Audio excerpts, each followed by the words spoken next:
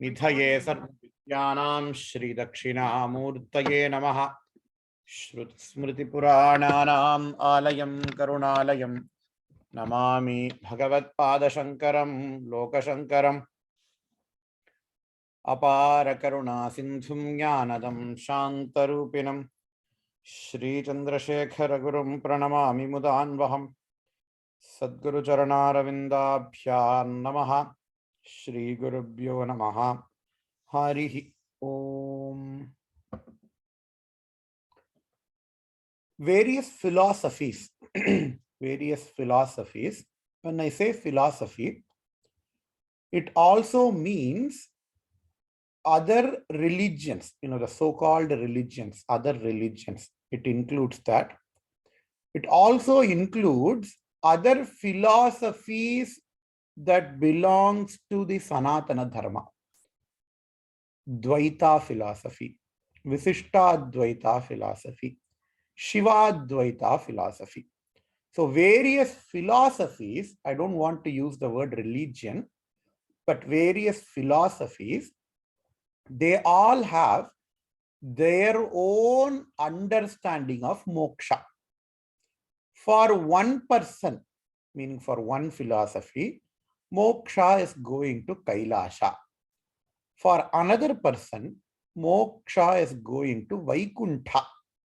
For another person, moksha is going to heaven and staying there for infinitely. But the one problem with all these philosophies is that you get moksha only after you die. You have to believe in scriptures, and when they say, okay, you get moksha only when you die. The concept of moksha of other philosophies will not help you when you are alive. But Shankaracharya asks, if something does not help you when you are living, what is the use of something? What is the use of something if that is not going to help me right now? I will get moksha after I die. Okay, I believe all these things. Adanala ippa enakku enna swami palan அப்படின்னு கேட்டா அதனால என்ன பிரயோஜனம்னு கேட்கிறார் சங்கராச்சாரியார் உபனிஷத் பாஷ்யத்துல பிரம்மசூத்திர பாஷ்யத்துல. But the Vedantic view of moksha, is you can get to moksha right now.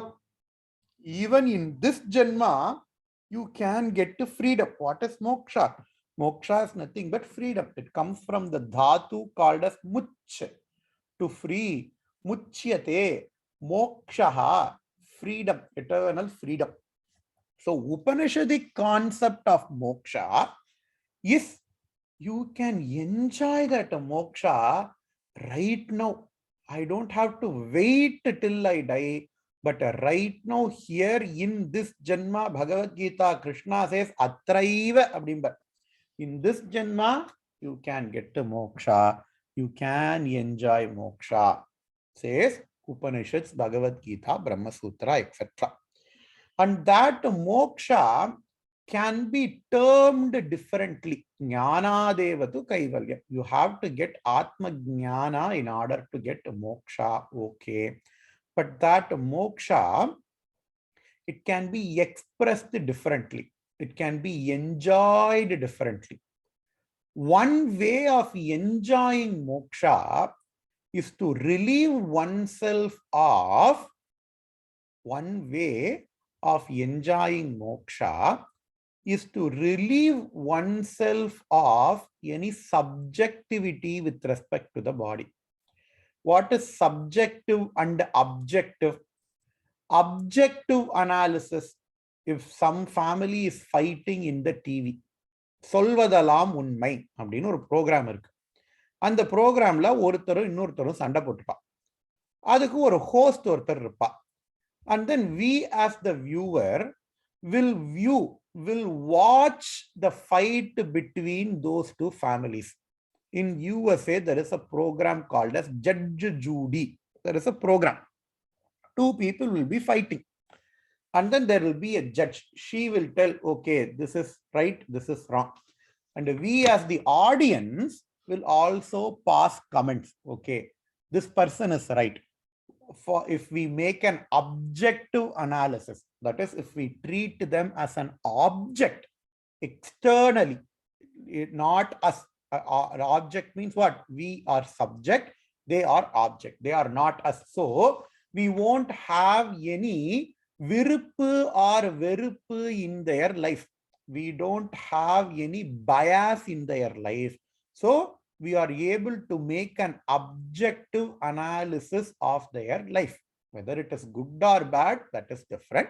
But we can do when two other people are fighting, we can go and then we have this ability to tell, okay, this person is right, this person is wrong, because we can make an objective analysis of the situation.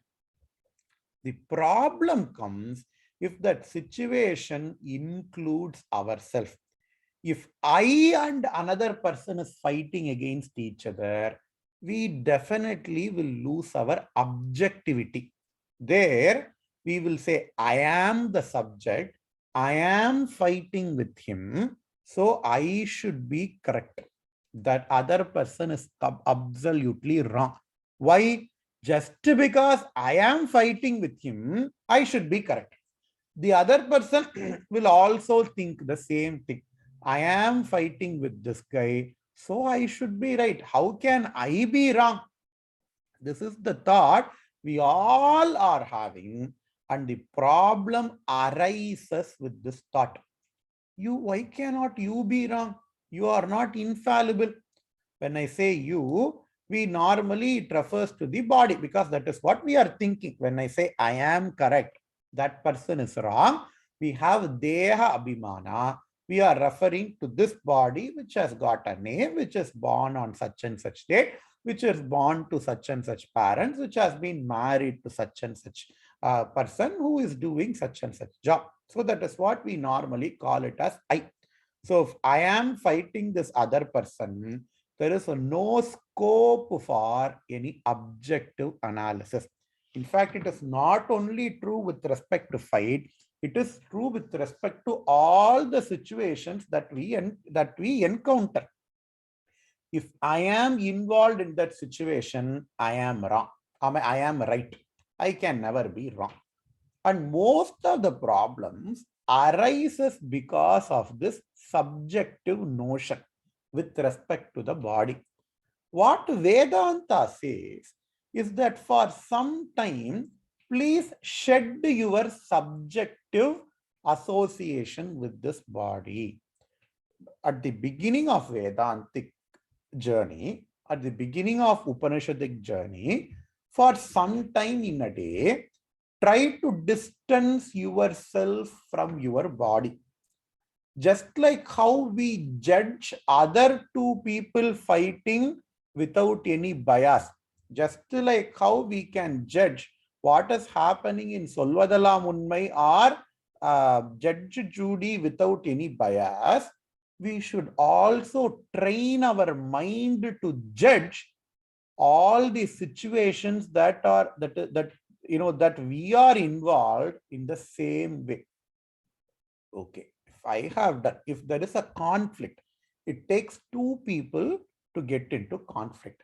Only I will get conflict with other person only if I am involved in the conflict, right? We cannot just say, okay, avana vanda, avana sanda pota, avana pona. That is not happening. That can never happen. Only two people are involved, there is going to be fight. It takes two hands to make a noise. It takes two people to fight. If I am involved in an adverse situation, it automatically means I am involved in the cause for the adverse situation. The adverse situation is just an effect. What is the cause? I am a party and the other person is a party. Two parties are involved in the adverse situation. So I can be right. The other person can also be right. 50-50 chance. I can be right. The other person is also right. How can I make a very valid, unbiased judgment if I feel subjective in that situation? So, what to do in order for conflict resolution is that I have to judge my own actions in an objective manner and not in a subjective manner. So, I hope you guys can all understand the difference between objective and subjective analysis. If I feel I am involved, then it is subjective.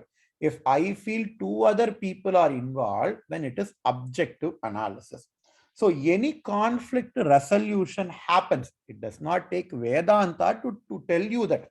Any conflict resolution starts when we start seeing things in an objective manner. That is what Vedanta says. Hey, you are not your body.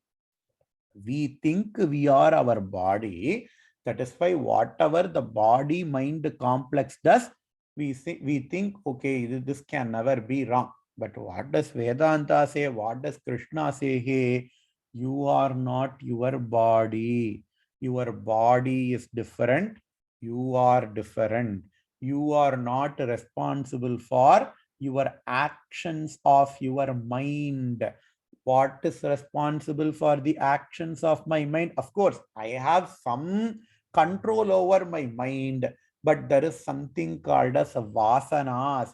Vasanas, vasanas are the latent memory that is passed on to us from lot of janmas, lot of previous janmas. Whatever your mind thinks, it is because of vasana. You are not your mind.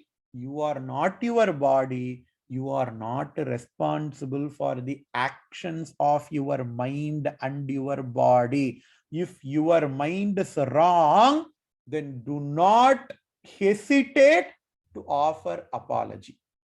An objective analysis will tell you when your mind is wrong. An objective analysis will teach you, hey, what you have done is wrong, so better go apologize to other person. This objective analysis comes to you when you get into the study of Vedanta, when you get into the study of Upanishads, because it all says the body is different, the mind is different, I am different. My body and mind are different, and I am a different entity. I witness my body, mind. I interact with this world through my body, but just like how I move around in the road with my car, I am different. My car is different. I move around in the road with my car. The problems of my car does not affect me. If the car has got any problem, then I will make corrective measures to the car so that my journey in the road is fine. I have to maintain my car. I have to change oil in my car. I have to check whether my car tires have enough air or not.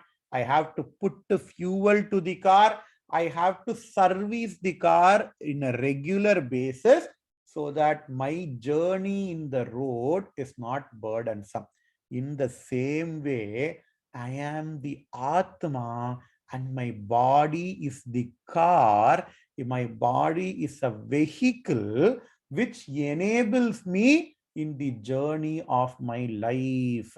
I have to maintain my body. Just like how I maintain my car, I maintain my body. Just like how I put fuel in my car, I eat food, which is the fuel for my body. Just like how I service my car, I have to be involved in my spiritual activities. Just like how if my tail light is broken, I change the tail light in my car. In the same way, if I have any defect, then I have to change myself. When I say defect, I'm not only referring to defects in the body, but also defects in my mind, because according to Vedanta, remember, Manas, it is an object of Atma. Manas, it is an object. It belongs to the Sukshma Sharira. So whatever the physical body that we have, it is Sthula Sharira. Manas, it belongs to the Sukshma Sharira. So whatever the problem, the defect that I have, that my body has got, either my physical body is Sthula Sharira or my subtle body is Sukshma Sharira, I have to make corrective actions if I want to lead a good journey in my life. All these things you will understand if you come to the study of Upanishads, if you come to the study of Vedanta, if you come to the study of Vivekachudamani. And just in the last class, I said, all these things we study in an academic manner, it is okay. But we have to strive to bring all these concepts into practice. Vedanta, what is Vedanta? Vedanta, it is a Mahavakya. The main crux of Vedanta is Mahavakya. What is Mahavakya? Mahavakya is an equation. Mahavakya is an equation that talks about the equality, that talks about the qualitative equality of Jivatma and Paramatma. Just like how we have an equation, E is equal to mc square. Left hand side is energy, right hand side is mass times the velocity of light squared. That is an equation. If you want to know the equation, all you need to know is what? E is equal to mc square. Okay, left side, what is the unit? Right side, what is the unit? As long as units are fine, you know the equation. But if you want to put the equation into practice, if you want to make nuclear fission so that you get the energy in order to power this entire country, just the knowledge of equation alone is not enough, but you need to know how to put that equation into real life utility.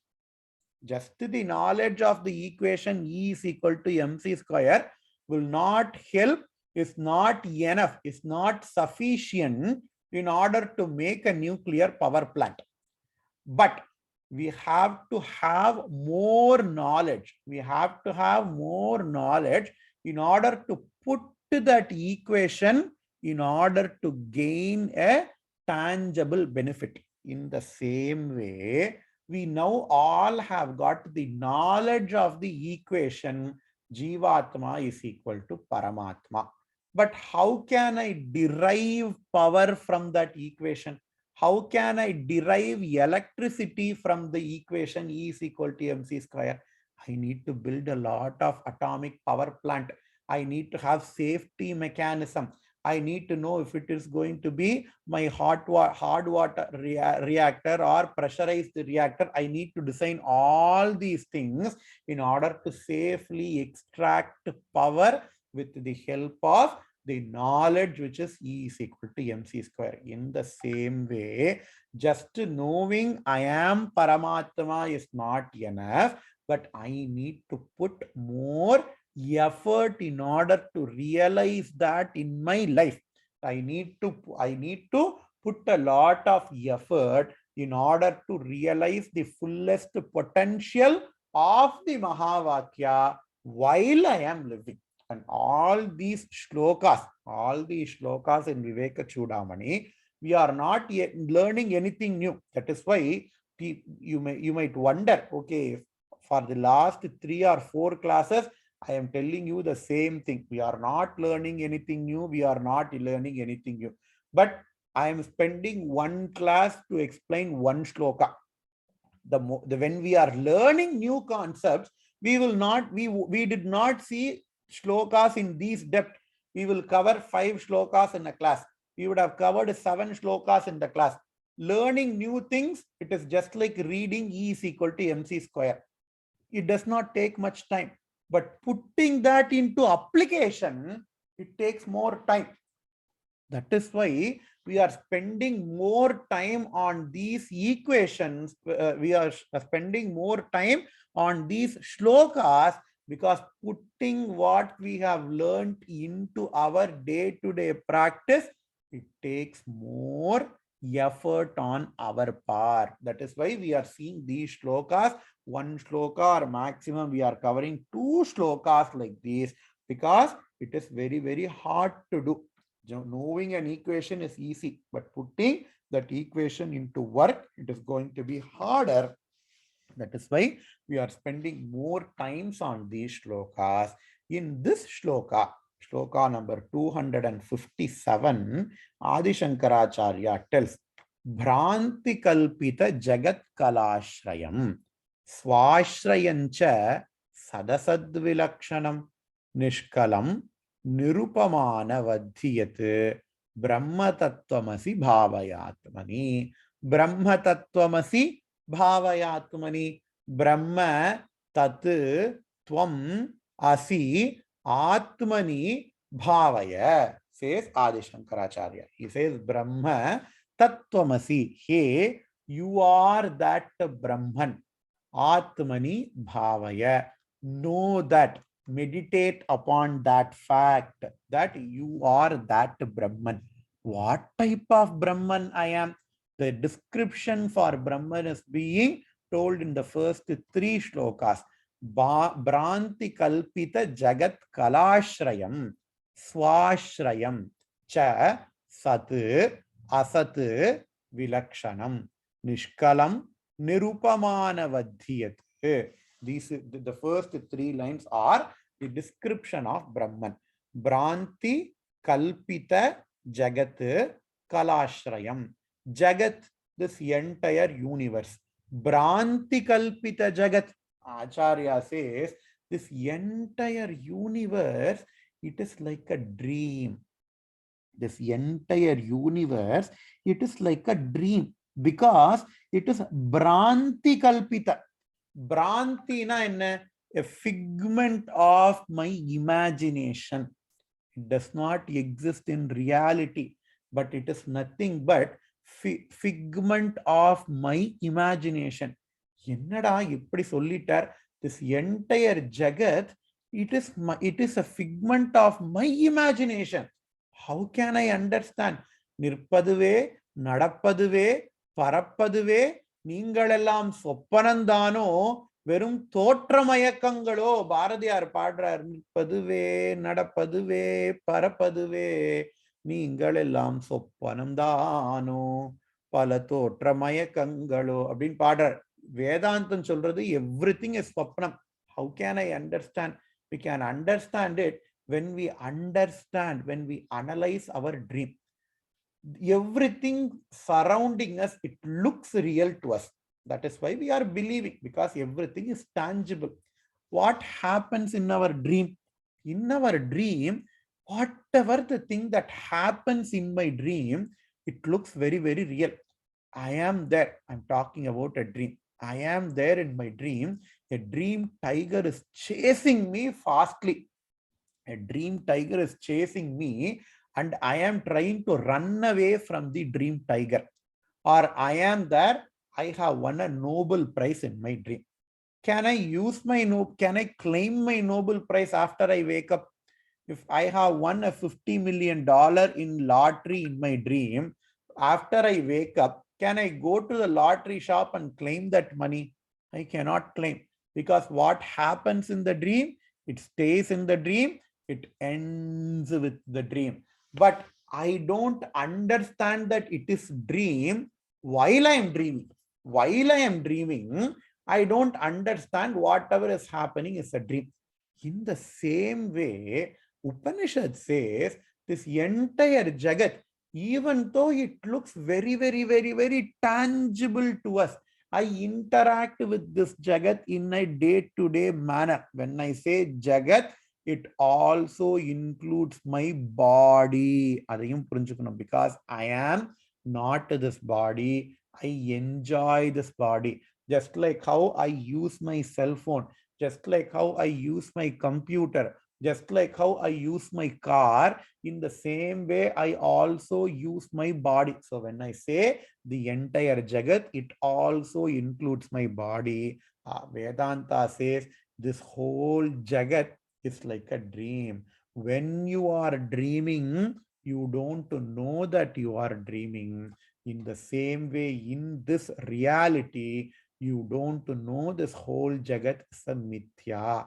But a strong difference between the dream and the reality, the so-called reality, is that the moment you wake up, the dream vanishes. But in reality, in the so-called reality, even after you get to the jnanam of aham brahmasmi, even after you get to that atmanishta, the whole world continues to exist even after you get to the jnana. That is the only difference between this jagat and the dream. Why? Because if this jagat is real, then we have to enjoy this jagat all the time. That is the definition of reality, right? What is reality? I have to enjoy, I have to experience the reality all the time. Only then it is called as reality. We don't call a movie as reality because the movie only lasts for 3 hours. But we call this, the world that we are currently in, a real world because it looks like we can enjoy. It looks like we enjoy this world at all the time. But when we probe deeply, we understand that even that is not true. 8 hours in a day, 1/3 of a day, we are not enjoying what is surrounding us. 1/3. It is a very significant time. 33% of our time in this world, we have absolutely no knowledge of what is happening in this universe, in this jagat, including in our body. நான் இங்கேயே தான் படுத்துட்டு இருப்பேன்.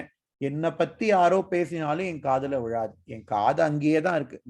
My ears are there, my eyes are there, my hand is there. Somebody touches me, I don't understand, I don't even know. Somebody talks about me, I don't know. Somebody is frying nice gulab jamun in the kitchen, I cannot smell. My nose is there, all the air is there, but I cannot understand. I don't experience the things that are surrounding me 33% in a day. What more proof you want to understand that this universe is not real? What more proof you want to understand this universe is not real? Because if something is real, real means sadvastu, you have to experience that thing at all the time. Just like what? Just like your atma.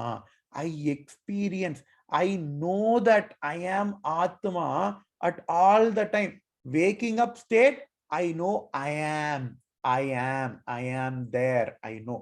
Even during sleep, one dreaming, I know that I am. Even in my deep sleep state, I know that I exist. That is why the next morning somebody wakes you up and then asks you, how do you sleep? We don't say, okay, I saw nothing. We say, I slept peacefully. We don't say, I did not experience anything. What do we say? We don't say, I experienced nothingness, but we say, I slept peacefully. We know that we slept peacefully only when we have witnessed that peace, right? So, only thing that exists all the time, only thing that exists 100% of the time is me, the Atma Vastu. The so-called reality exists 70% of the time, only 70% of the time, not even, yeah, only 66% of the time. And dream universe, it exists probably, half of, maybe 10% or 15% of the time. If that is only existing for not 100% of the time, how can you tell something is real? That is why here Acharya says, Branti Kalpita Jagat Kala Ashrayam. The whole world depends upon me for its existence. Just like how the whole dream depends upon me for its existence. I am the ashrayam for the whole dream universe. I am the ashrayam for the whole dream universe. The dream, it takes place in my mind. The dream universe came from my mind. The dream universe supports, my mind supports the dream universe. The dream universe derives its supports from in my mind. And when I wake up, the dream universe enters into my mind. In the same way, Bhagavad Gita, Krishna says, Mayeva sakalam jatam, Mayi sarvam pratishtitam, Mayi sarvam layam yanti, Tasmad brahmadvayam asmyaham. Mayeva sakalam jatam, every entire universe came from me. Sakalam jatam, Mayi sarvam pratishtitam. The entire universe depends upon me. Mayi sarvam, Mayeva sakalam jatam, Mayi sarvam pratishtitam, Mayeva sakalam yanti. The entire universe rests on me. Tasmat brahmadvayam asmi aham. That is why I am Brahma Vastu, Advaya Vastu, Advaita Vastu, says Krishna in Bhagavad Gita. We cannot escape and say, okay, that is Krishna, I am not Krishna. In Bhagavad Gita, in the entire Bhagavad Gita, Krishna talks from the standpoint of Brahma Vastu. That is what we have to understand it very, very carefully. So, Bhranti Kalpita Jagat Kala Ashrayam. The entire Jagat, Mithya Jagat, I am the Ashrayam for the entire Jagat, which is nothing but a superimposition. Bhranti Kalpita Jagat Kala Ashrayam. Okay, then what is the Ashrayam for the Atma? If the entire universe needs the support of the Atma to exist, what support does Atma need to exist? Swashrayam. Atma does not need any support for its existence. When I say Atma, we have to understand I am. I am the substratum for the entire Jagat. I don't need any kind of substratum. I don't need any kind of support. I support this Jagat. I don't need any support. Bhranti kalpita Jagat kalashrayam swashrayam sat asat vilakshanam. Sat here means the tangible entity. What is the tangible entity? The body, the physical body, the sthula sharira. It is sat because it exists, at least in this reality, in this so-called reality, it exists. What is asat here in this case? Asat means untangible entity, like my mind. My mind, it is not tangible even for my own self. It is not tangible for another person, that is okay, but it is not even tangible for my own self. So sad, asad, vilakshanam means what? It is not sthula sharira, it is not sukshma sharira. I transcend the sthula sukshma karana sharira. Sad, asat, vilakshanam. Nishkalam, nirupamanam. Nishkalam, kala means part. Nishkalam, I don't have any part. My body has got part. I have a hand. I have two hands. I have two legs. I have two eyes. All these are the parts of my body. But what about my Atma? Maybe this is a different Atma. That Atma is different. This part of Atma is responsible. Brain la solralo no. This part of brain is responsible for this action. That part of brain is responsible for that action. Maybe Atma also, okay, this part of Atma is responsible for this. That part of Atma is responsible for that. Illa, it is a nishkalam. Okay, I don't understand it. I don't understand it. Can you give me any example? Can you give me any example in order to easily understand this Atma?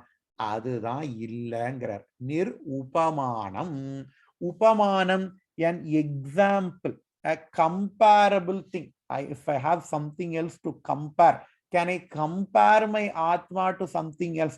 I can compare my body to the body of a film star. He has got 6 packs. I have got a family pack in my stomach.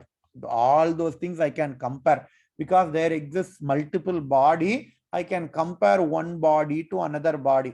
I can compare my mind to that of an Einstein's mind. Okay, my mind, I have come up with this discovery. Einstein, he has come up with that discovery. He has got IQ of this number. I have got IQ of this number. Mind we can compare. Brain we can compare. Intelligence we can compare because there are many minds. There are many intelligences. But Atma, there is only one. If there is only one, how can I compare it to something else? If you want to compare, you need 2 things. That is why comparative degree, superlative degree, at least 2 things you need to compare. But my Atma is the only thing that exists. So how can I compare it with something else? That is why here he says, Nir Upamana Vadhiyat. This can never be compared with anything. Brahma Tattvamasi Bhavayatmani. That is why this Brahma, that type of Atma. What type of Atma? Bhrantikalpita Jagat Kalashraya Atma. The Atma which acts as the substratum for this entire Jagat. Swashraya Atma. That Atma which does not need anything else for its support. Sadasadvilakshana Atma. That Atma which is not the subtle body, which is not the gross body, which is not the causal body. That is, I am not the Sukshma Sharira, I am not the Sthula Sharira, I am not the Karana Sharira. Nishkala Atma. That Atma which does not have any parts. Nirupamana Vadhi Atma. That Atma which can never be compared with anything else. Brahma Tattvamasi. That Atma is my own self, says Shankaracharya in this shloka. Beautiful shloka. All these shlokas in Vivekachudamani, they all are, they all are needed. They all are needed for doing dhyana. We have to analyze these statements daily, at least 5 minutes a day. We will start with 5 minutes a day, and then we can increase the time so much so that we can easily, so that all these things can be internalized onto us. So all these shlokas, these are all very easy shlokas, very easy to memorize, easy to chant. So let us all do some dhyanam of these shlokas in order to extract the fullest potential of the equation Jivatma is equal to Paramatma. So it is, as I said, it is like building a nuclear reactor. You need to have elaborate safety procedures in order to extract power from nuclear fusion, nuclear fission. In the same way, this great equation, which is E is equal to mc square, we need to have all these shlokas as the preparation in order to extract the fullest potential with this greatest equation. With this, let me finish this session. Purnamadah Purnamidam Purnat Purnamudachyate Purnasya Purnamadaya Purnamevavasishyate. Om Shanti Shanti Shanti. Shri Gurubhyo Namaha. Hari Om. Thanks a lot. Now, next class, Bye. Thank you, Shanti.